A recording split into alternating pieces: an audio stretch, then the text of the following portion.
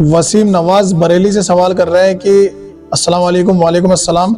اگر نماز میں جاتے وقت دیر ہو جائے اور سنتیں نکل جائیں اور جماعت کھڑی ہو گئی ہو تو جماعت کے بعد کیا ہم وہ سنتیں پڑھ سکتے ہیں جیسے ظہر، فجر، عشاء؟ پلیز رہنمائی کیجیے۔ جی میرے بھائی، بالکل۔ اگر آپ فجر کی نماز پڑھنے مسجد میں داخل ہوئے اور دیکھا کہ جماعت کھڑی ہو گئی، ٹھیک ہے، یا ظہر کی نماز پڑھنے گئے یا مغرب کی، عشاء، کوئی سی بھی نماز پڑھنے آپ گئے اور آپ نے دیکھا کہ جماعت کھڑی ہو گئی ہے، تو آپ پر یہ کمپلسری ہے کہ آپ کو جماعت میں شامل ہو جانا ہے، ٹھیک ہے۔ یعنی بہت سے لوگ کیا کرتے ہیں خاص طور سے فجر کی نماز میں کہ جماعت کھڑی ہو رہی ہوتی ہے یا کھڑی ہو چکی ہوتی ہے اور وہ پیچھے سنتیں پڑھ رہے ہوتے ہیں، تو یہ غلط ہے، گناہ ہے، ٹھیک ہے۔ کیونکہ اللہ کے رسول کی حدیث ہے صلی اللہ علیہ وسلم کہ جب فرض نماز کی اقامت ہو جائے تو اس کے علاوہ کوئی نماز نہیں، ٹھیک ہے۔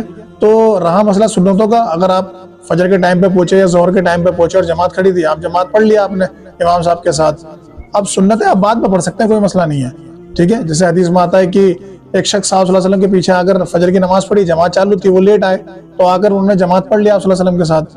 اب جماعت ختم ہونے کے بعد وہ سائڈ میں گئے اور 2 رکعت پڑھنے لگے، تو آپ صلی اللہ علیہ وسلم نے نوٹس کیا کہ فجر کے بعد کون سی نماز پڑھ رہا ہے، یعنی فجر کے بعد تو عمومی کوئی نماز ہوتی نہیں ہے، ٹھیک ہے۔ تو جب وہ نماز پڑھ چکے تو آپ صلی اللہ علیہ وسلم ان کے پاس آئے اور کہا کہ کیا فجر کی 4 رکھتے ہیں، یعنی کہ 4 فرض ہیں، 2 تو تم نے پڑھ لیا، کون سے پڑھ لو؟ تو انہوں نے کہا اللہ کے رسول صلی اللہ علیہ وسلم میری پہلے کی 2 سنتیں چھوٹ چکی تھیں کیونکہ میں لیٹ آیا تھا، تو میں اب وہ پڑھ رہا ہوں، ٹھیک ہے۔ تو اللہ کے رسول خاموش ہو گئے، تو معلوم پڑا کہ آپ صلی اللہ علیہ وسلم نے یہ رخصت دی کہ اگر کسی کی نماز رہ جائے سنتیں وغیرہ پہلے تو بعد میں پڑھ لیں۔ تو ظہر کی بھی اگر آپ آئیں اور جماعت کھڑی ہے تو آپ پڑھیں، فرض پڑھ لیں، پھر آپ اپنی ظہر کی 4 سنتیں پڑھ لیں، بعد میں 2 سنتیں پڑھ لیں، ٹھیک ہے۔